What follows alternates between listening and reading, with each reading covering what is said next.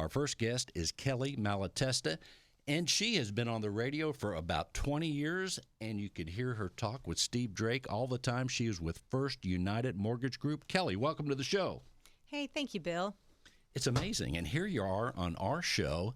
Let's tell people, Kelly, about your company. First United is a privately held bank that is owned by the Massey family. The bank is about $7 billion right now, and they're a bank that really specializes in construction and all types of lending, from government to Fannie, Freddie, Jumbo, and we hold on to our loans. We service them, so it's a great place to work. And I forgot to say, you're an award-winning mortgage professional because you have been in this profession a long time. Yes. And the production, as I looked at your website, Kelly, how do you do it? You're really doing a tremendous job all these years. Well, thank you. I've got a really good team. You know, you can't do this job without a village, it seems like, anymore. My assistant's been with me for probably, I don't know, Amy's been with me almost 17 years now. My processor, Mary's been with me for probably close to 15 years. I've got a new assistant, and it just, we love what we do. We love working with clients, and each day is a new challenge and a new situation. It keeps it interesting and fun.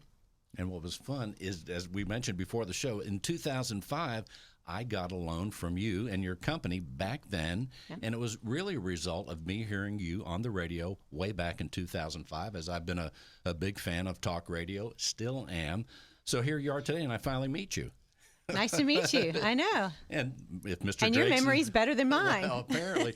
And we could tell Mr. Drake hello, too, in case he hears your segment or the complete show. But let's tell people, and I'm sure all the time they're asking you what the interest rate is. As I'm understanding, interest rates right now are really, really tremendous. Oh, they're fantastic. You know, last summer we started touching on about 5%. And at the end of the year, they started coming down. And we're now right about, you know, there's some products that are in the high threes. There's some products that are like right about 4%. So the rates are fantastic. And it's a great time to buy if you're thinking about cashing out. If you got kids to send to college and need to cash out, that's a good option. If you need to refinance just to lower your payment, we're doing that. We do a ton of construction loans. We've got a fantastic one-time close program that allows you to lock in the rate up front when you build. So it's a great time to be looking at financing.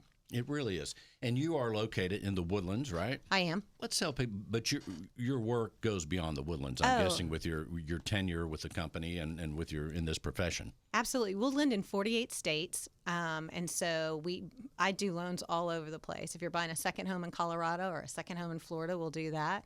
If you're downsizing in Houston, or if you're changing from work, you know, moving across the city, we'll work with you there. We've got listeners, you know, and buyers and clients in Pearland and in the Woodlands and Katy. So we work all over. We don't discriminate. And the value of in your marketing, certainly radio is not the only thing that you've done to promote your work. Certainly there's a lot of referrals, people that enjoyed the services the first time or second and even third time, but the radio has helped you get your name out there. Yeah. And as I said, it's interesting. I remember you from 2005, and I'm sure there are people right now that reach out and say, "Hey, I heard you on the radio, Kelly." You know, I get so many people that will that listen to the show, at Steve's show, and they'll call and say, "Hey, can you help me? My son's buying now. You helped me refinance 10 years ago. Now my son's ready to buy his first house. Can you help me?" So the radio has been a tremendous platform.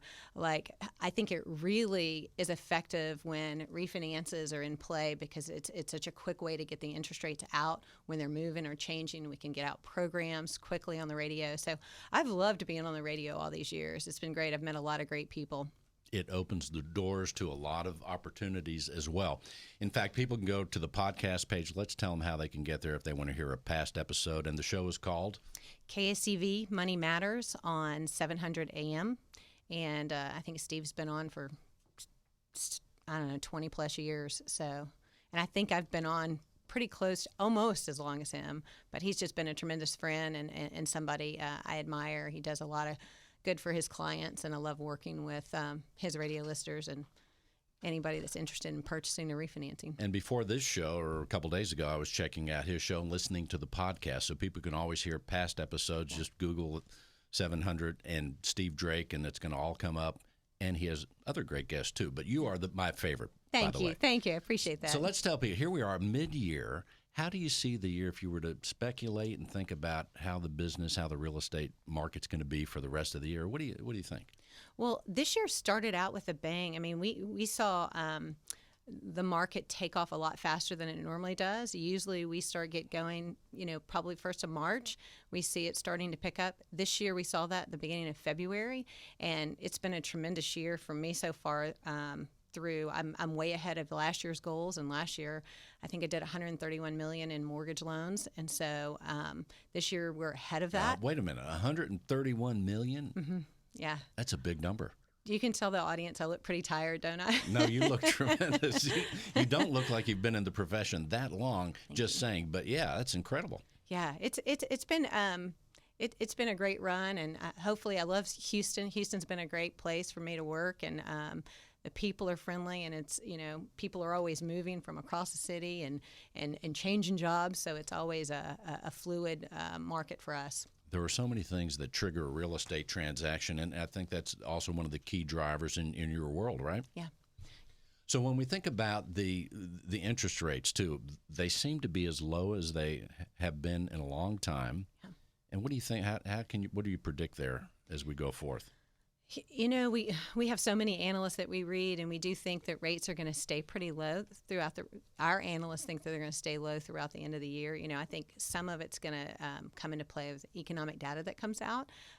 If we get the deal worked out with China, that may push rates a little bit higher because the economy is booming. And I think, when you have a booming economy, rates tend to go up a little bit. We had a little bit of a slowdown, but it seems to be holding steady right now. So we'll take it while we can get it. Indeed. Let's tell people that as far as, and I used that number when I used your company back in 2005, and here we are many, many years later. But just say in the last 5 years, there are people, I guess the statistic is every 5 years people sell a home or something like, whatever it is. If they haven't bought a home recently in 5 or 7 years, what has changed? If they're thinking about it now and they're going to call you, what should they think about and what should they do to be ready in this time? Because it's different than 5 years ago and way certainly different than 2005. Absolutely. People don't love the process as much as they did. I loved it back then. Back then it was great. It was easy. There's a little bit more paper involved these days. So you want to get ready. You want to be prepared if you're getting ready to talk to your agents, that you want to go ahead and get the pre-approval done, get your documents in. A few years back they changed a lot of the laws, and which required us to do a lot more paperwork with clients, and it is a little bit of a challenge for people. And so let's get started on that piece early so they can enjoy the home buying process a little bit more. They don't have to worry. They can get the financing piece done and then go do the buying, finding what they like and focusing on that piece. How soon should they get started? Let's say someone wants to buy a home. Here it is, June, almost July. Someone wants to buy a home in September.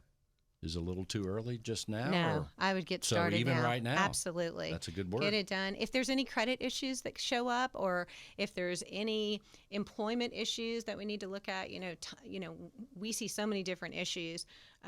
People will tell us, hey, I'm self-employed, I make $100,000. However, when we look at tax returns, they may make $100,000, but they only claim $50,000. So then we want to have all those kinks worked out before they, have to be forced into finding a different avenue for the mortgage, because we want to get those things resolved. We want to get the credit scores up. There's things today that we can do with the credit scores that if your credit score is a little below a certain number, we can go in and there's we can pay down debt. We can get things deleted to where that credit score will go up and you'll get better pricing. So those are just some of the things that we do in advance that takes the pressure off if you can get it done early. And I hate to go back to 2005, but you just made me remember something when you talked about credit scores. Your assistant at the time was named Amy.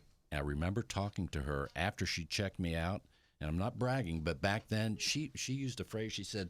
I said, well, am I okay? She says, listen, we need sunglasses to look at your credit score. It was that. I'm like, wow, that's a pretty good illustration. So anyway.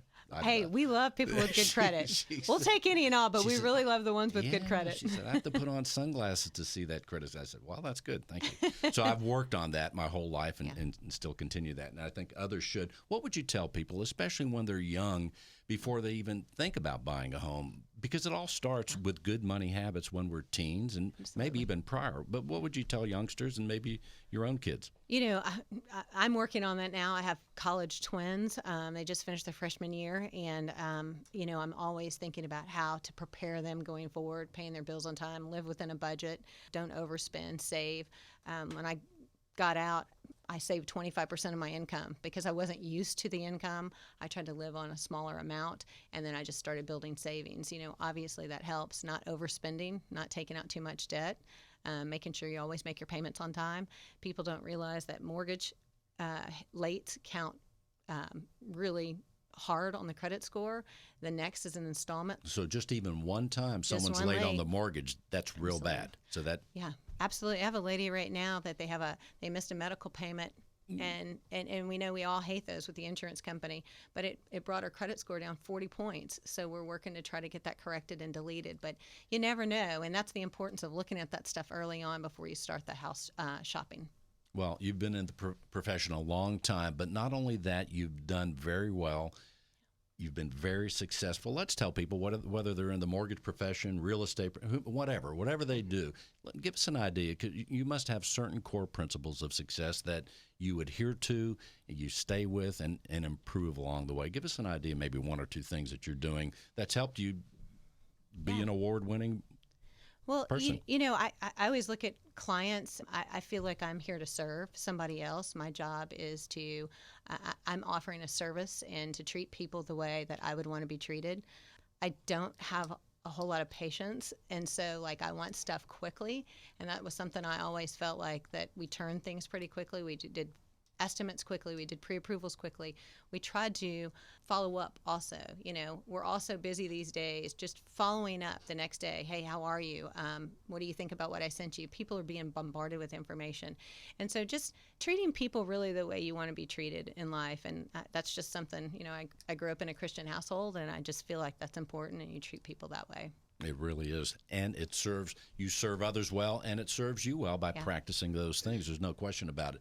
If you were to tell people what has changed in the mortgage industry, say in the last 6 months, because it changes like real estate, any significant changes we should know about in the last 6 months or year?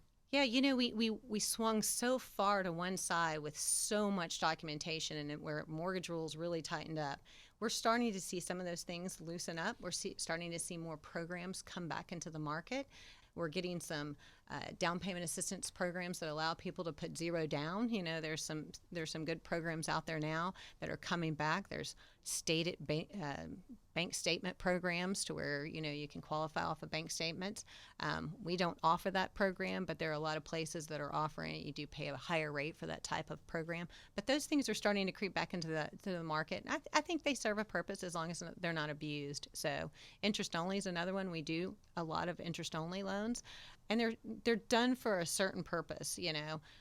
For a certain client that has cash flow at certain times of the year. So they're not used to just get in with the low payment. They're used to cash flow clients better. So. Well, it would seem that there's so many different type of programs that part of the process now is to first find the right one for your client, right? Absolutely. When we sit down, we meet with clients, I always ask them, what are your goals? How long do you plan on being in this house? Where do you see yourself? I find this all the time where people pay for they take a 30-year fixed, and they pay the house off in 7 years, or they are going to move in 7 years, or they're going to downsize, and they take a 30-year fix. You're overpaying for a product. Let's find out, what are your goals? Let's figure out what you really are trying to do, and then find a product that meets that. I'm a conservative. I'm never going to put a client in to a program that's not to the benefit of the client. I just don't believe in that. I feel like that's back in the day, there were some people that used to do that, but I don't.